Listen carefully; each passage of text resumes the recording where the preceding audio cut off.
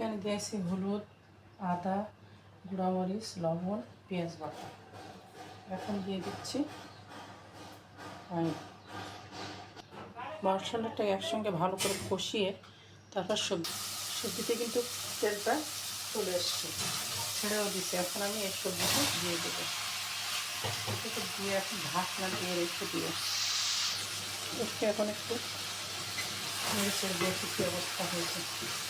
এসব সবজিতে এমনি পানি হচ্ছে, পানি দেওয়া লাগে না, তখন মাছ দিতে হবে হালকা করে 1 কাপ পানি দিলে আমার টমেটোর সাথে দেবো, 1 কাপ পানি দেবো। তো